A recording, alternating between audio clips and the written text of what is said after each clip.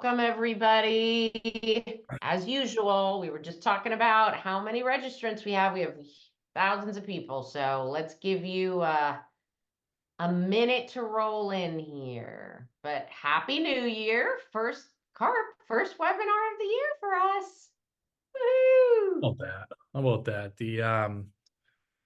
I mean, is there any better way to celebrate than just ripping through the FAFSA? Does it get, I mean, I these know, people, I know. I'm sure all of you are so happy that we're doing this with you. Yes, please keep me the emojis going. I love the emojis. I mean, you guys know how to party. You guys know how to Really party. pumps us up. It's awesome. If you would, just curious, we always like a couple of things that we like to know. Number one, who's a newbie here? Who's a newbie to our cult? Do we call it a cult, Peggy? Our community.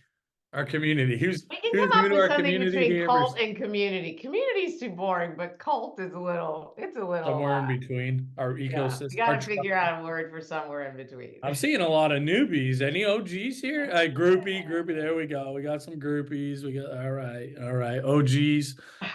There we go. Yeah, tribe. Yeah, we'll take. Maybe we need a name. We might need a name. I know. We should do a contest, have people do a name, and then they get a free consult. I Whoever we like it. pick the name.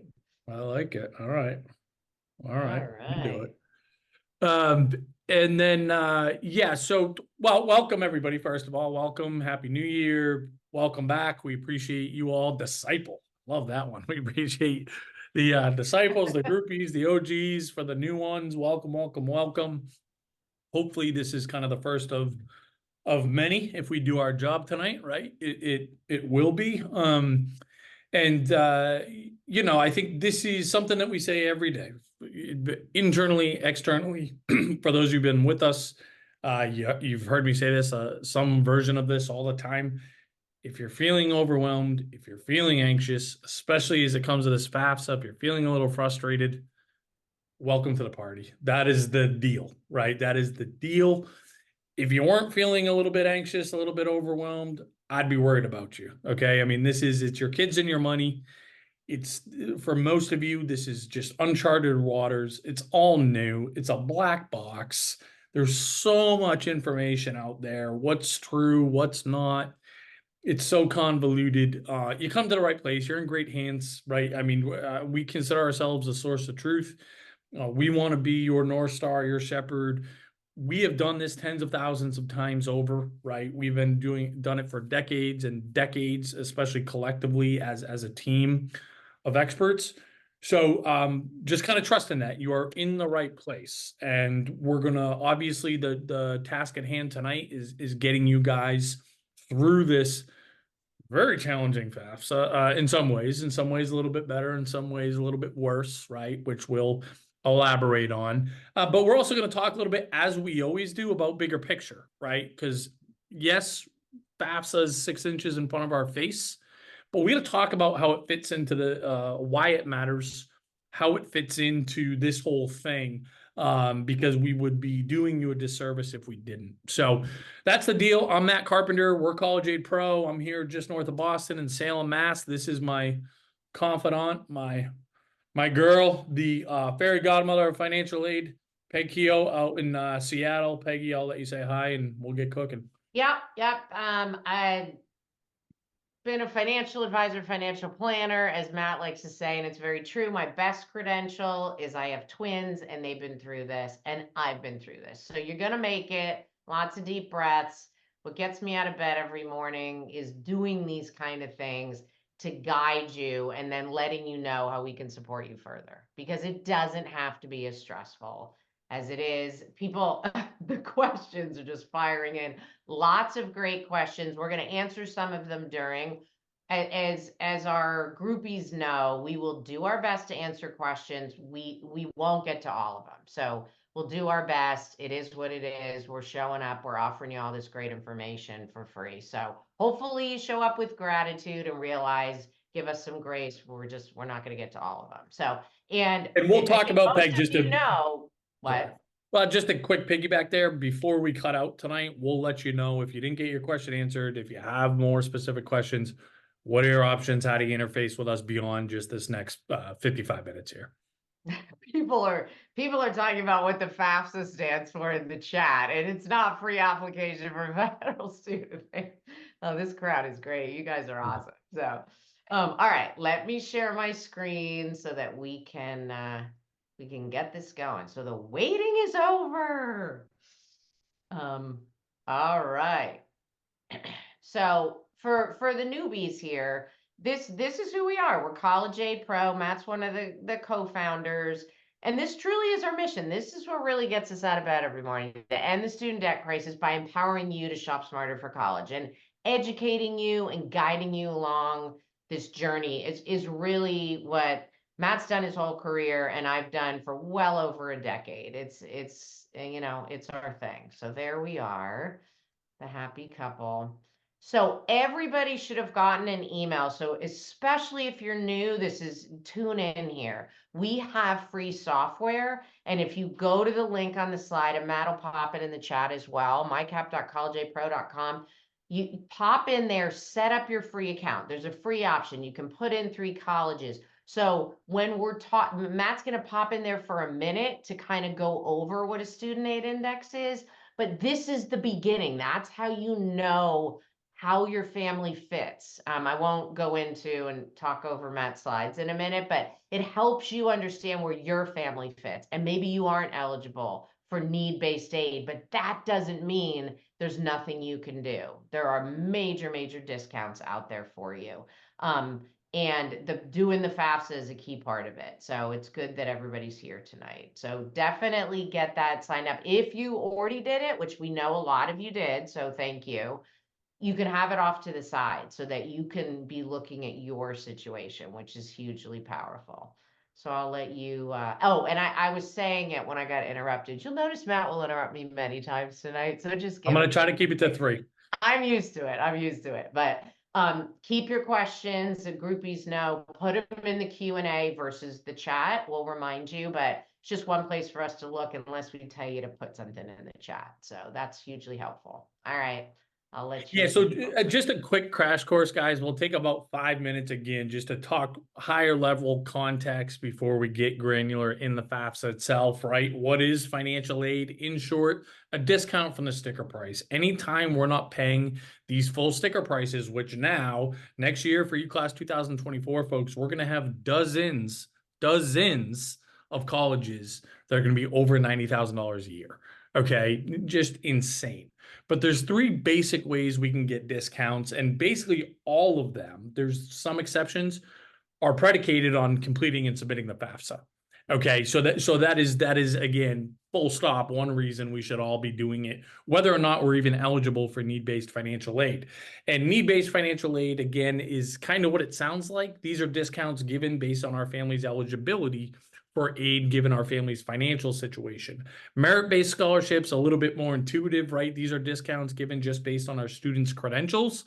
How's that relevant to the FAFSA? Some colleges, they are not going to consider you for scholarships unless the FAFSA has been submitted. The last type of aid, the least of our favorite, self-help financial aid, that's a sexy term for loans in most cases. However, there are some outstanding loans, and the best loan, bar none, full stop, when it comes to education, the federal direct student loan, we can only access it if we complete and submit a FAFSA, and all of us are entitled to it regardless of our income, regardless of our assets. We can be billionaires and still take advantage of that program. And for those of our clients that fit at least close to that bucket, we recommend that they do for a variety of reasons that we won't spend time on tonight. But that's, and you can go to the next slide, Peggy, please.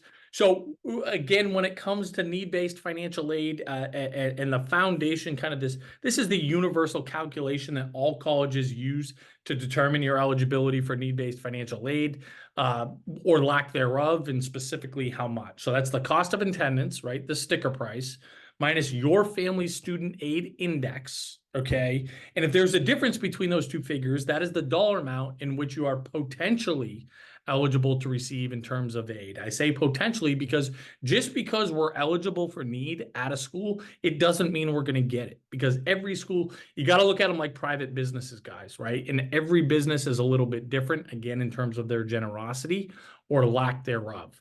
And the FAFSA is your foundation for determining that dollar amount that gets assigned to your student, that student aid index. So some of you that have submitted the FAFSA already, you already got an email, specifically the student got an email saying, here's your student aid index. Here's your baseline for determining need-based financial aid. And Peg, if I could, I'll share my screen quick. Yep.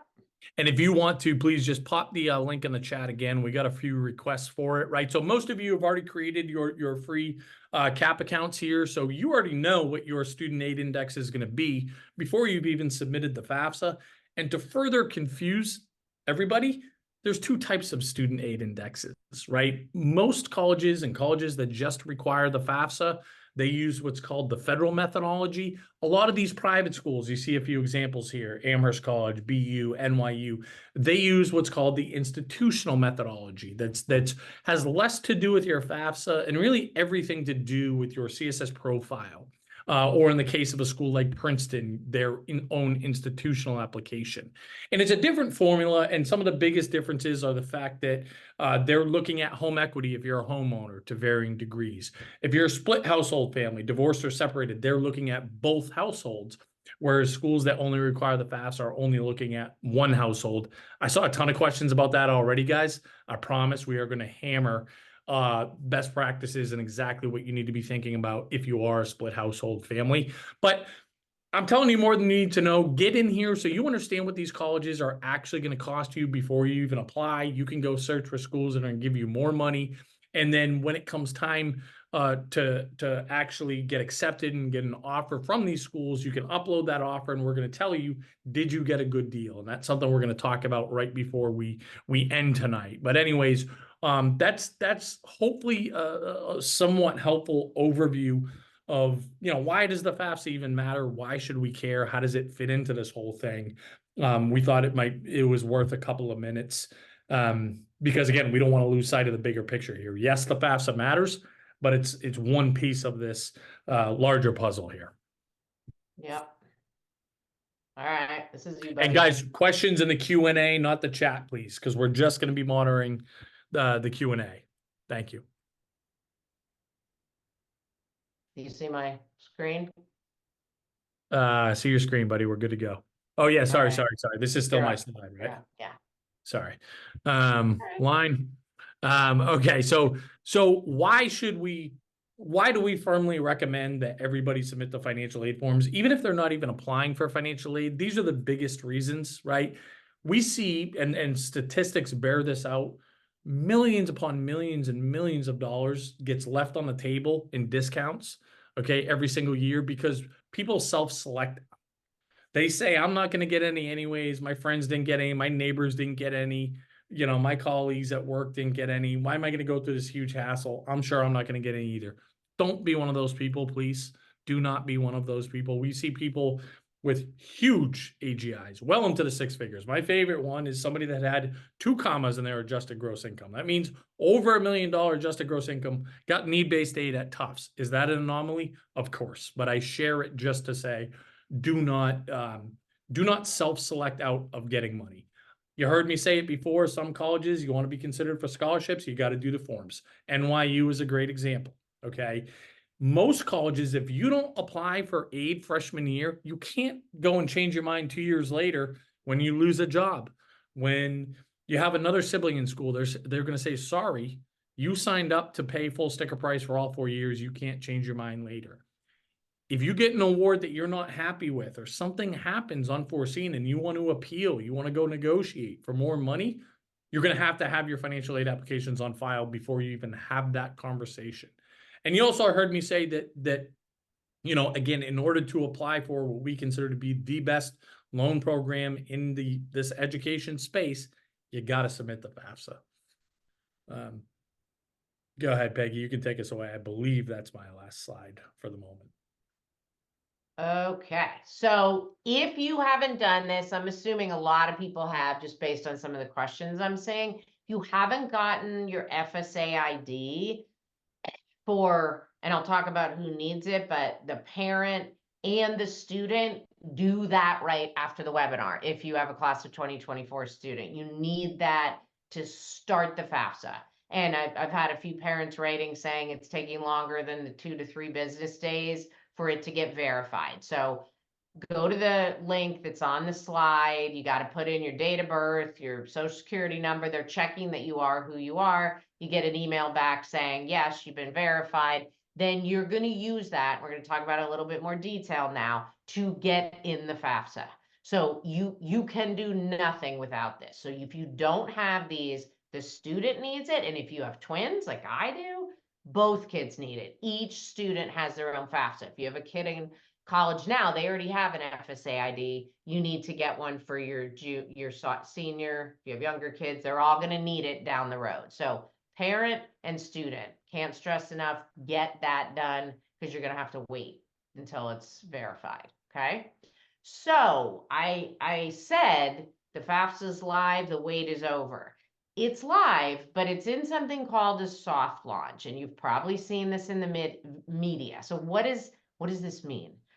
What it means is it's kind of in the mode where they're still checking on the technology. So sometimes federal student aid, FSA, will announce we're going to be live from this to this hour, and then we're going to be down.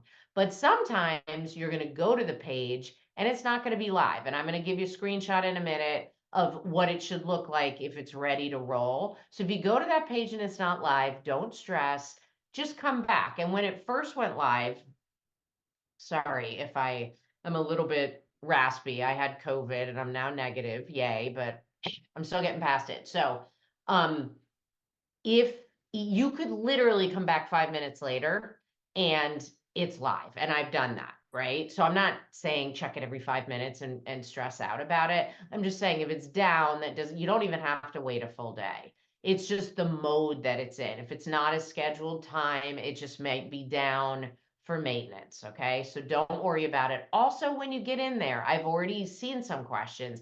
There are going to be glitches. That's why it's in this soft launch. You can submit your glitches online.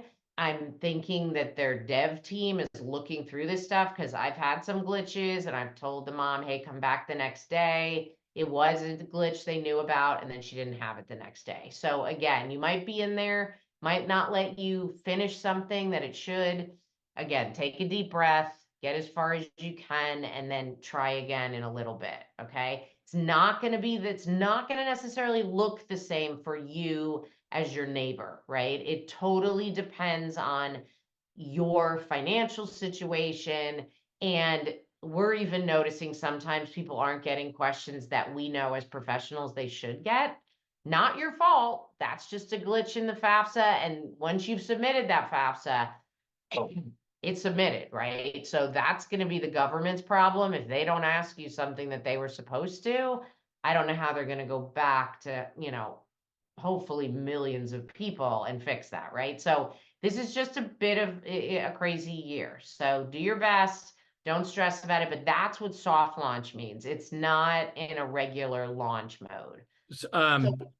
Peggy, I'm sorry. Can I break in here? Just to kind of Yeah. reiterate, because we're getting most of the questions are seem to be centered around, or at least a ton of them, some type of glitches. This isn't making sense. It's kicking me off. It's not letting me get through. It's saying that it didn't ask us about assets. Why?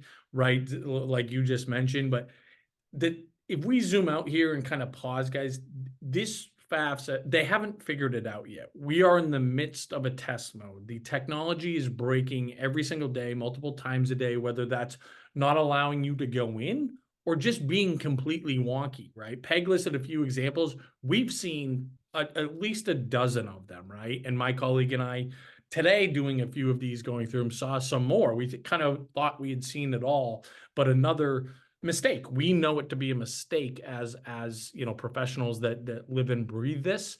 So just kind of know that you are guinea pigs in some ways right now, and understand that you are not up against it from a timeline standpoint, and we just have to muscle through it, right? And if it's not working, log out, try again tomorrow.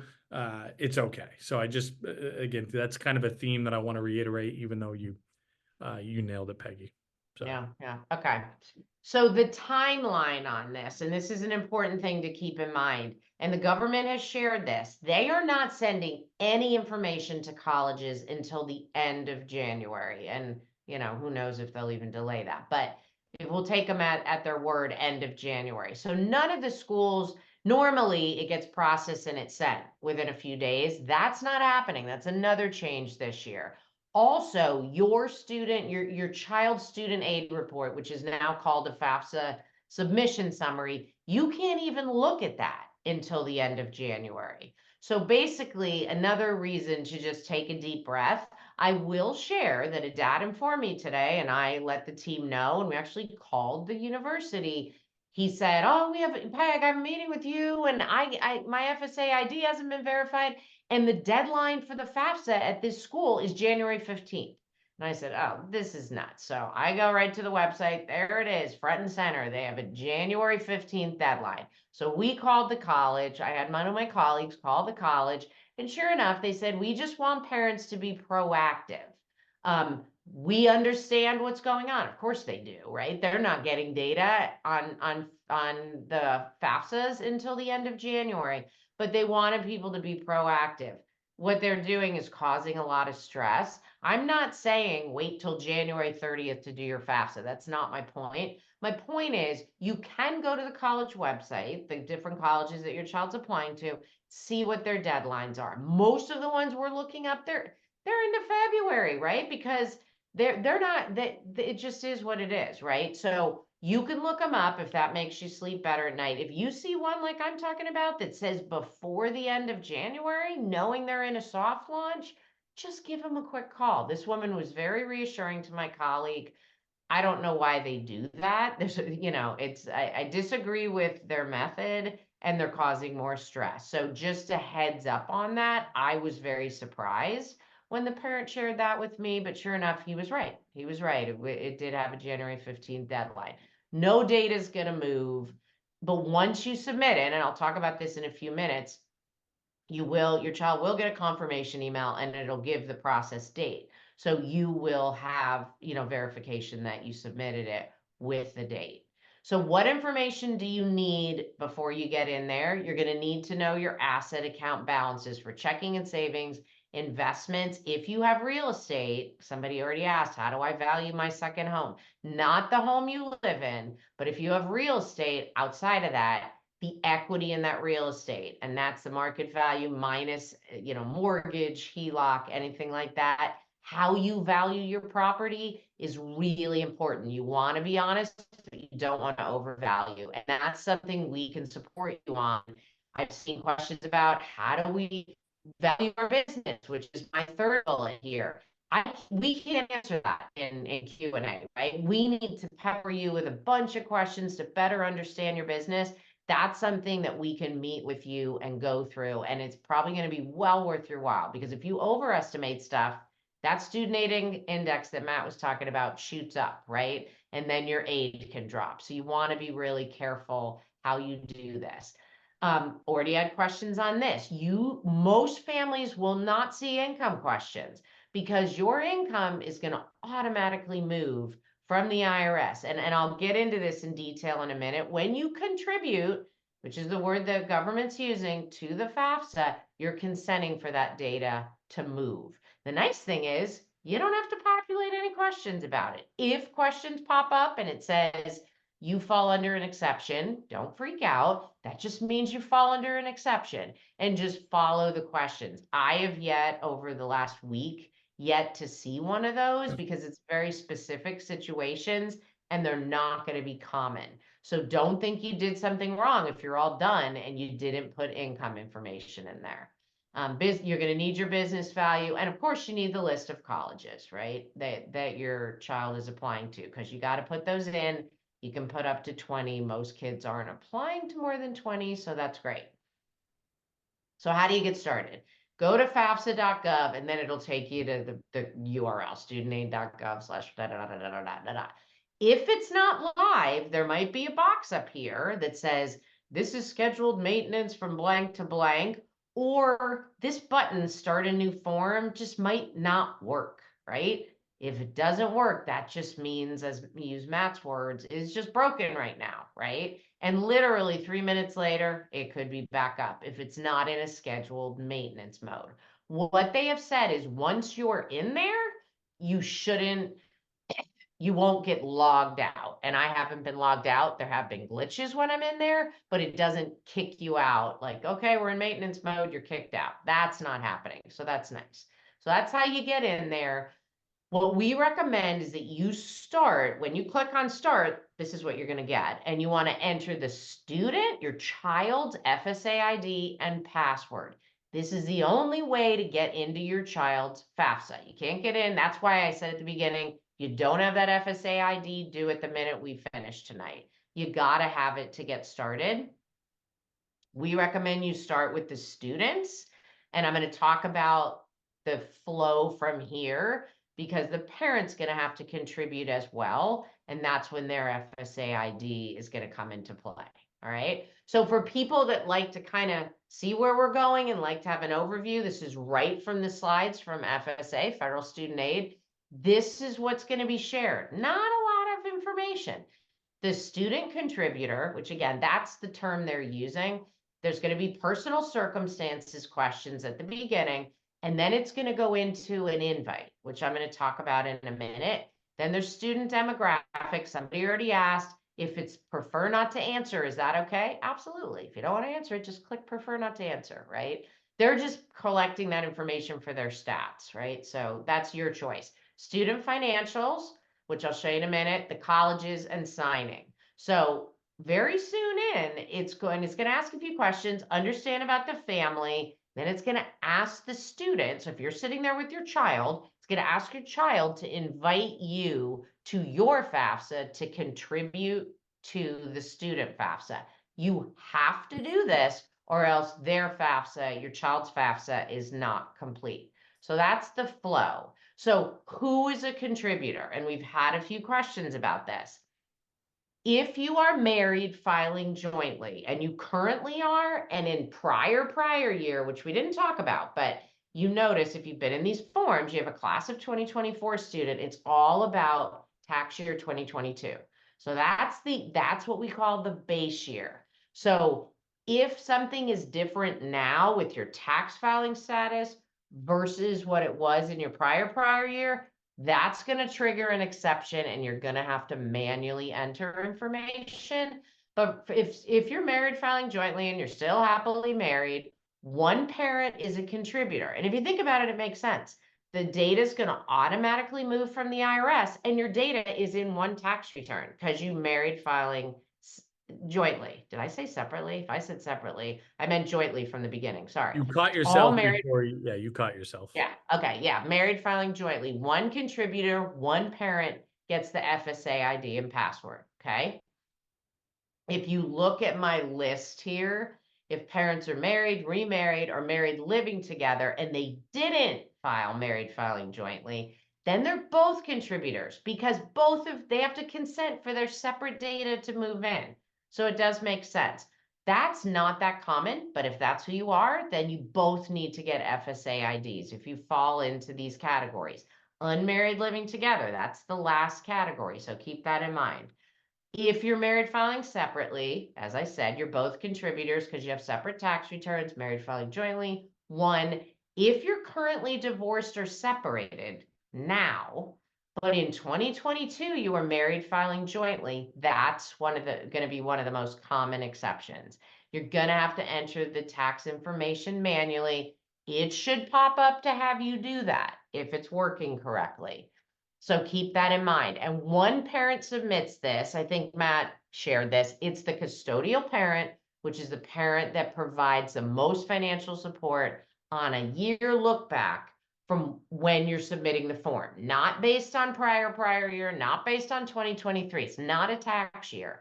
So this is another thing you should talk to us about. I've done many hour meetings on this since the FAFSA rules came out, because parents want you got to be honest. But if you're close to providing equal financial support, you should have the parent that's the most advantageous submit this form. So keep that in mind. That's something we can walk you through. As usual, I moved ahead. So this is the slide stating what I just said. So it's the parent that provided the most financial support. This is a huge planning opportunity, right? Some families, it's cut and dry who it is, but many families, it's not. So, you know, if the child spent most of the time at your house, even though you're getting child support, if you're paying a mortgage, if you're paying utilities, all of that is part of supporting your child. So I could go on for 15 minutes, but something that's worth reaching out to us for support, because that could mean tens of thousands of dollars potentially for your family. So the contributors, what's their responsibility? Pretty cut and dry. Complete their portion of the FAFSA. So that's student, that's parent. Most of the time, you know, some students are remarried, then it's a spouse, right? That's probably not our audience here. You need to provide consent and approval. You won't be able to get past that. There's an agreement. If you want to read the whole thing, you're going to sign it and you're going to provide this consent for your data to move. What it doesn't mean is that you as a parent are responsible to pay the bills. You probably are expecting to help your child, hopefully, but it doesn't mean you have to. The word contributor is pretty loaded. It has that connotation of financial burden, but it's just the word they chose. So it is what it is, but you're not responsible for paying for college. But please submit the FAFSA. As Matt said before, if you don't submit this at most colleges, you're not going to get any endowment money either. So you're going to be leaving a lot of money on the table. So just realize it doesn't obligate you as a parent to cover any of the college expenses. You're just allowing your child to be eligible for aid. Okay, so that step I showed, beginning part of the student FAFSA, then you're gonna get this page and it says, invite your contributors. This is a married filing jointly example. So it says very clearly right here, do not fill out this section unless otherwise instructed. If you fill this out and you're married, it's gonna all go red and give you an error message. So just follow the instructions. Invite the one parent and hit send invite. The invite should come right away. Basically, this is what it'll look like. This is the one I captured for one of my families. This is good for 45 days. I can't imagine any family sitting on this more than a day or two. If something happens in your family, it's not the end of the world. The student just goes back in and invites again, but I doubt that's ever going to be an issue. We recommend you go into the FAFSA as a parent through this invite because it will auto-populate your child's information instead of having you to re-enter it.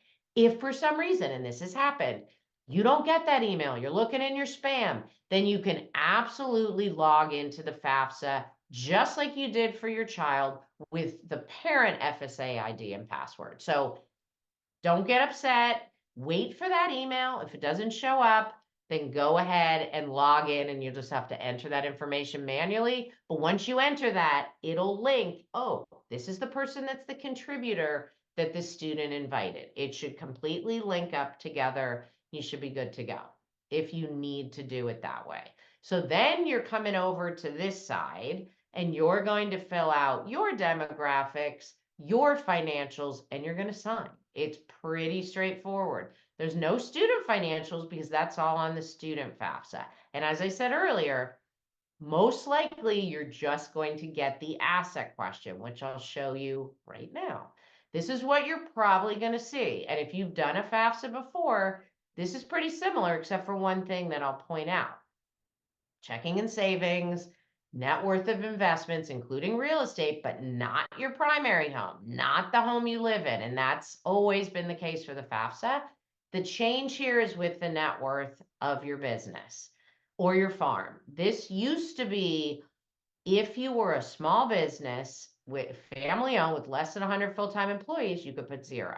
That's no longer the case. That doesn't mean because you have a business, you have to rack your brain and you have to put a big number there. There are some businesses that will still have 0 value, some that won't, but some that will. So again, this is another area where it's hugely beneficial to talk to Matt, myself, one of our team of experts, and we'll talk about that at the end, to really get in the weeds on your situation so that you don't overestimate the value of your business, because it is going to be included in your SAI, that number. So just keep that in mind. So that's basically, for a lot of families, that's the financial part of the FAFSA, right? So much easier.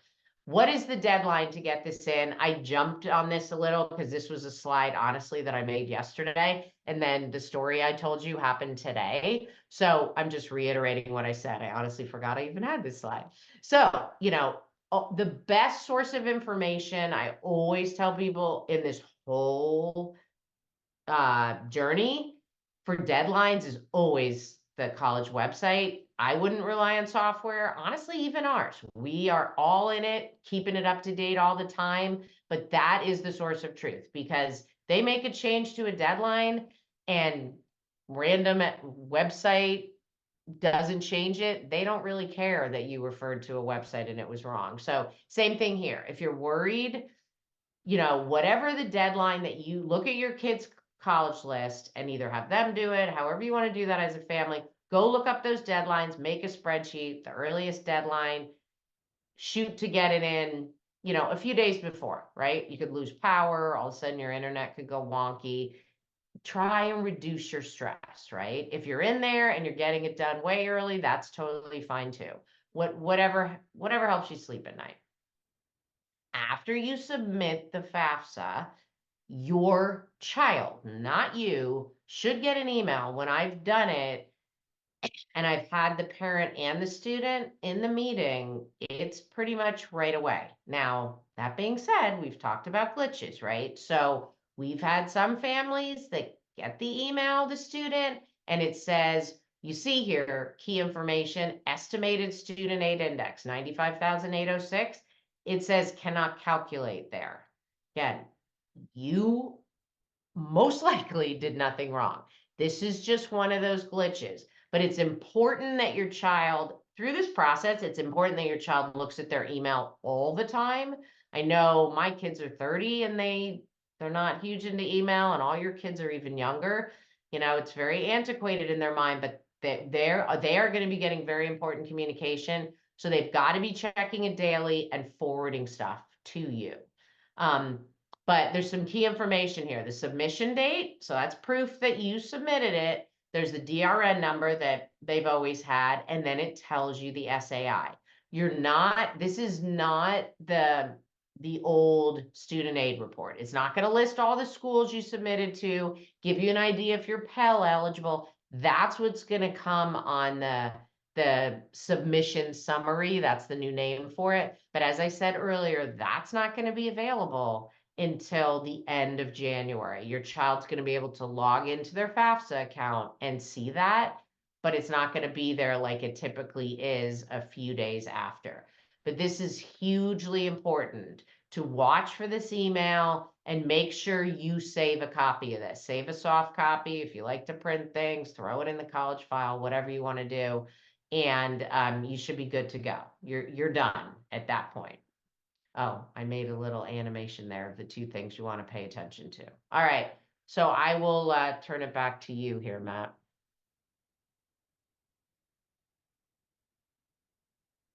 Yeah, you're muted, buddy. I just knew that was an electric sentence too. The Zoom faux pas. Come on, dude. We do enough Zooms. Come on.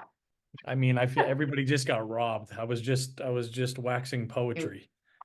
And guys, feel free to shoot up those emojis if we say something that's hugely beneficial to you and powerful. Please do. And anytime I'm super funny, definitely send those up. Yes. Well, yes. and look, I really appreciate all the interaction here, because what have we got? So we've got almost 400 questions so far.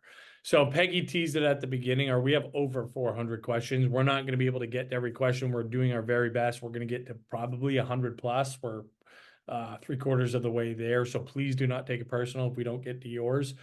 But before we get onto a couple more points here, one of the biggest themes or I think points of confusion is, do we do the student section first? Is it the parent section?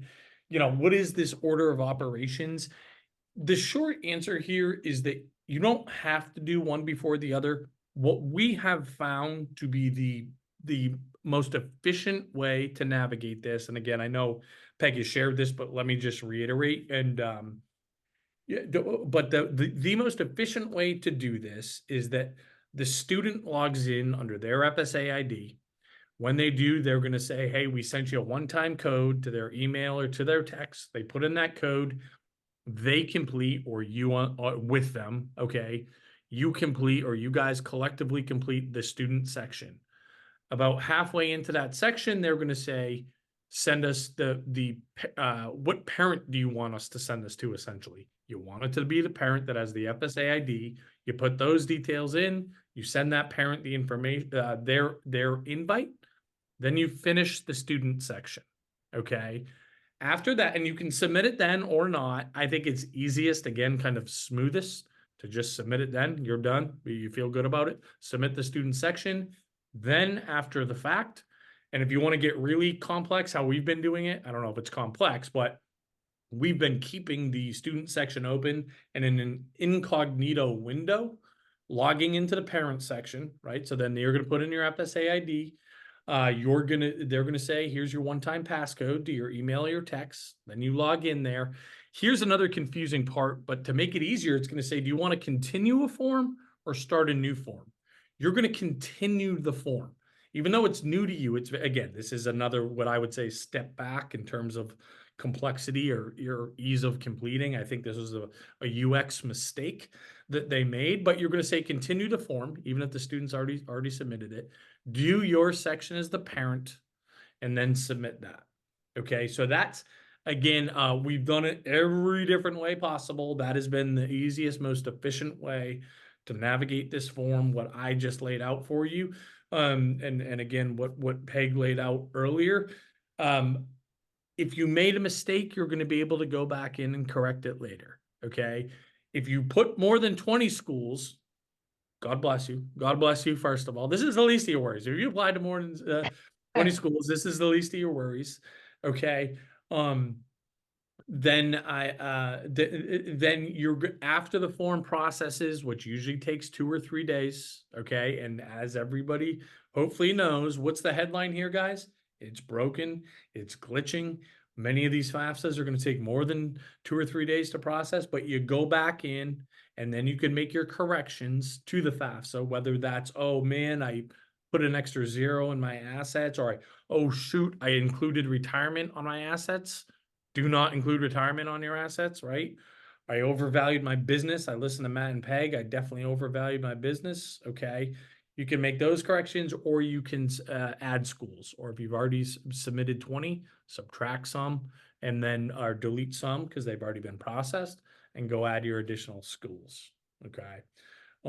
So hopefully that recap, I know, even though you explained it very eloquently, Peg, we were still getting a ton of questions about order of operations and all that. And guess what, guys? You are right to be confused. Again, it is, we've been having lots of laughs internally about this whole act being called the FAFSA Simplification Act. That's an incredibly ironic name, right?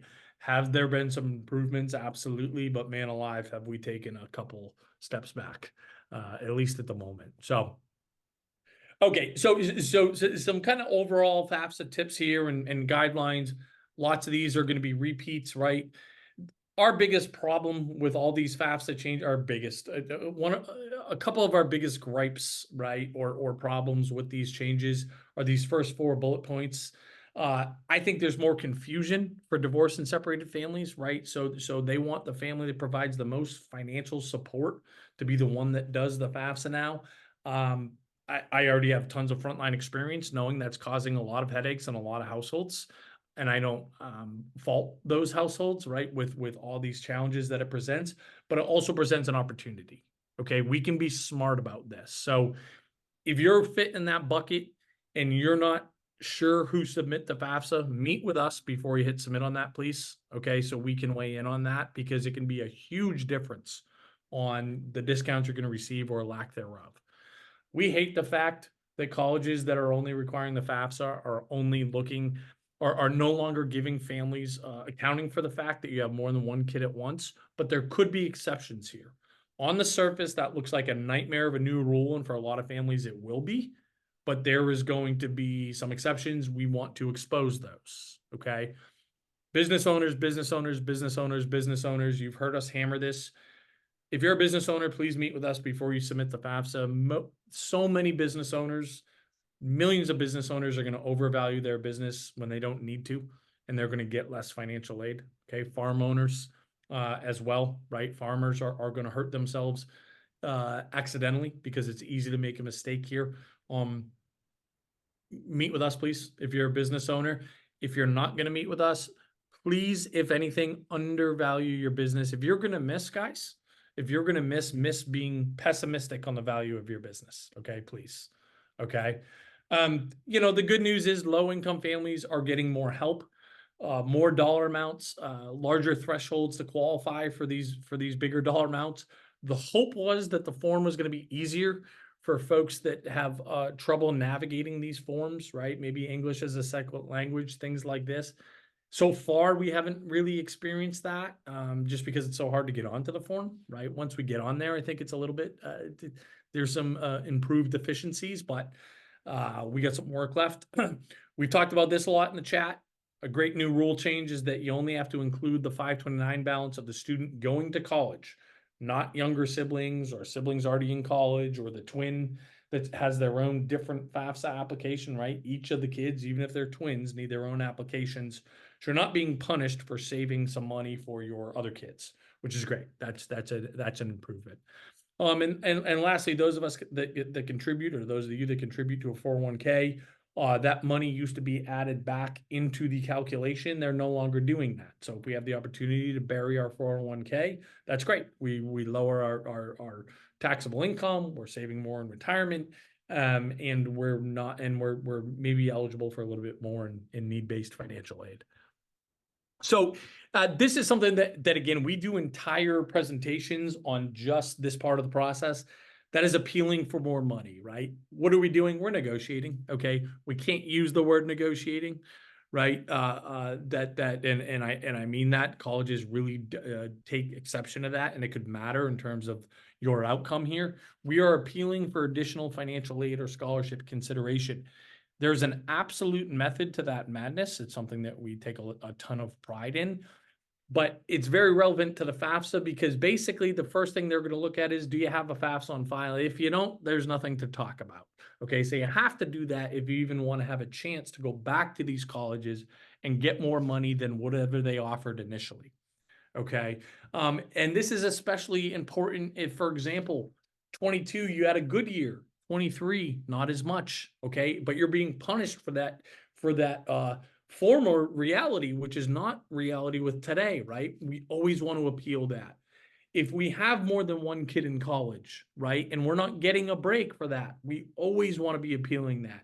If we're a business owner, if we're a divorced or separated family, that always gives us a great foundation for appeal. So again, I'm not going to spend too much time here, but hopefully you get the picture. Number one, you should be appealing. Number two, you need to have the FAFSA on file in order to do so. I think we got one or two more slides here, Peg, before we talk about next steps. Yeah, so I just said it there, guys. Bringing it all home. Bringing it all home, right? If you have more than one in college, you know, yes, that was a terrible rule change with the FAFSA, okay, but they are still looking at the fact of, are you going to have more than one kid in school? So colleges will be getting this information. So we know that we want to hammer this if we're a family that falls somewhere in this bucket through the appeal process, okay? Yes, it won't be baked into the federal calculation anymore. That stinks, but we still want to go after these individual colleges that we're accepted into and get an initial offer and ultimately want to attend. All right. Hey, Matt, can I throw out one question? I've seen it a couple times, and maybe you've seen this because it's closer to your neck of the woods. Some school, cities, states, all the kids receive the free reduced lunch benefit, even if the families don't qualify, right? They just give it to everybody. I mean, one person earlier, I'm like, well, if you don't qualify, then don't mark it. is what Yeah. I put, you know, That's right. it's a So, nice and that benefit, is but confusing, right? You're not going to really help or hurt yourself. So I wouldn't, don't use too many brain calories on this question if you fit in to that bucket. But my advice has been, and I gave it in the chat as well, if you know you don't qualify for free and reduced lunch, just don't check that box, right? Even if you're in one of those districts or schools yeah, that everybody that's what I does. said previously. Yeah. But again, so that's how we're answering the question. But don't again, don't over rotate on that one. Let's put it that way. Yeah. Okay. All right. I'll let you All share right. So now. like Peggy and I always do, right? We have only done our job if you guys are engaging with us beyond tonight in some capacity. And Peg, and if you can put this in the chat. Yeah.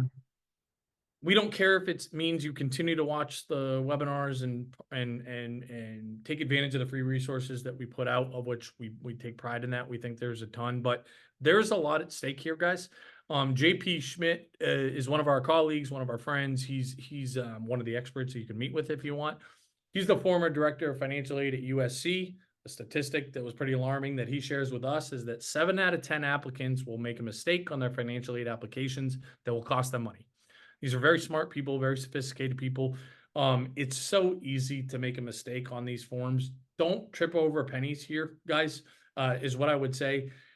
Take advantage of us in at least one of these capacities. Now, this is a little confusing. If you want our technology, the platform for a year plus an hour with one of us, okay, you can select the Premium Plus Expert. If you already have CAP, right?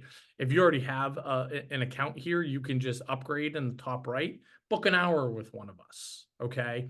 Or if you don't have CAP, or sorry, whether you have CAP or not, you can book an hour with us, or you can get in an hour plus have access to the premium version of our software for a year. But either way, guys, at a minimum, book an hour with one of us, whether it's me, Peg, or anybody on our team, and you're in incredible hands. You can meet with the directors of financial aid at some of the top colleges in the country, but they're going to be your advocates, right? They're going to say, here's how to fill out the form. So you're going to get the biggest discounts at my college and colleges of the like, right? They are paid by us and you guys, not their colleges, when they're meeting with you, right? So that's the lens we're looking through. If you're a business owner, here's how you should value your business. You're a split household family, right? So this is how you take advantage of this. It's 20% off, but you have to book tonight, right? It expires at midnight tonight. So again, you just go into your CAP account, right? mycap.collegeapro.com, hit talk to an expert or upgrade.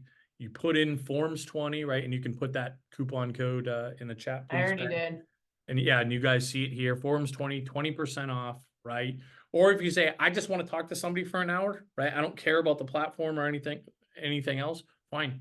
Go pick somebody on our website you want to talk to. You can do next available or pick an individual, whatever you want. And it's just you will get a return on that investment, full stop. Okay, so do not overthink it. If you want a whole nother layer of help beyond that, right? If you want us to actually be in the living room and if you have a school that requires a CSS profile, we can manually complete the CSS profile for you. Okay. And again, it's not just doing the form, it's being strategic. It's like having a great CPA. Okay. We can do that form for you, right? Review it with you, tell you why here's how why we valued your real estate this way, your business this way, etc. Right. And get that submitted. If you've already submitted the CSS profile, you're still going to get a ton of value out of us reviewing it, because usually we can poke some holes in it, right? This is how you should be valuing your property. This is how you should be valuing your business, etc. Right? And then for the FAFSA, okay, it's like having us in the living room. We're going to get on there as a family and do it together, and we're going to have your kids involved, at least so we can help them, even if they're just sharing a code with everybody, right? Ideally they're there too, okay? And we can bang that FAFSA out with you. Obviously, it's virtually, right? But we've got that pretty locked in, where we do the parents student section together, then we do the parent section together, review it, submit it. And again, it's not just making sure we're nailing it, but it's the strategic piece as well. So Yeah, and somebody was asking, if we already did the CSS, but we want help with the FAFSA and there's issues since we did it, you know what? It's important to do the FAFSA correctly. So if you made some errors on the CSS, our whoever you're meeting with, the expert, they're going to put eyes on your CSS and you can make a correction. So we'll handle that with you too. So then you'll feel good that they're both submitted correctly. Yeah, in this one, I'll tell you, obviously if this is something you want to do, the discount expires at midnight tonight, but for our forms package, we have a finite amount that we can do, just because this requires more bandwidth and more kind of manpower. So these will sell out quickly. So if that's something you want to do and you just want to be like, take over for me, guys, sign up for that tonight, right? And it's pretty self-explanatory. As soon as you'll sign up, put in your coupon code, pay, and then you will get a onboarding email that'll say, here's what we need from you guys to get rocking and rolling on this process, right? We got it again, very, very dialed in. If you're like, you know what, I'm all over it, I'm fine with the forms, but I want somebody to gut check this, I want some strategy questions, just book an hour with us, whether it's with the technology or just with somebody else. Please do something, right? Again, I don't like when the colleges win, so to speak, right? We are, and we love colleges, don't get us wrong. Best experience of my life, and we are. We love some of the colleges. That's right. We do what we do because we believe in college. Let's put it that way. But we're not advocates for the colleges, especially when it comes to the business part of it. Okay. Yeah, we're advocates for you. The discount code is FORMS, FORMS 20. And we've had a few more questions. So premium plus expert means you're upgrading the software. If you just want to book an hour, that's the one on the right. That's $239. You'll book the hour. You're in your free version of the software. That's totally fine. And you can book the hour if you don't want to upgrade. So those are the nuances. That's the difference. And Matt just put the link to this in the chat again, to this page. And I don't even think we mentioned it. We always do, and we just didn't today. You will all be receiving a recording. So we'll send you a recording. There'll be a coupon, but it's not going to be, we love to reward our live people. So if you want help, jump on it now because the discount won't be as good. And I believe we were talking about it before we went live. I think it's midnight. Because Matt's It's on the East Eastern Coast, time. he thinks everything is East Coast, right? Yeah. So for you people that are everything in my is neck East of the Coast, Peg. woods, what? I said everything is East Coast. Oh my God. I know I'm from Jersey. I get it. But now that I'm over here, so that's 9 p.m. and Mountain, that's 10 p.m. So, just keep that in mind. You got plenty of time to go grab a bite to eat and do it, or just do it now and you're good to go. You don't have to book the meeting. Sorry, Peg. I owed you another interruption, so I had to make sure I got my third. Yeah, you hadn't done your 3. Yeah, that's right. I had to hit my quota. But we just got an important question. Can we use the hour to help with an appeal? 100%, right? So it's important to mention that obviously the focus and for most of our class 2024 folks, it's FAFSA at the moment. You can use this hour at any point over the next year, right? You have 365 days. So a lot of folks will buy hours with us when we do a discount and stock them, right? And say, hey, I want an hour for my FAFSA now, but I know I'm going to want one on the appeal, whatever. So, anyways, yeah. And again, guys, what it's going to look like is a couple ways. If you're in your MyCap account, you're either going to see an upgrade button or talk to an expert in here. Okay. I can just say, talk to an expert. Right. And then I click here to book my one-on-one session. And then what I can do is I can choose an individual that I want to meet with, or I can just say next available, right? I could say Ryan Callahan, he's a director of financial aid at Harvard. I want to meet with him. Josh is a director of financial aid at MIT. Peggy is the, Peggy, are you on here? I'm at the top. Oh, as you or else would I be? I want to meet with the fairy godmother.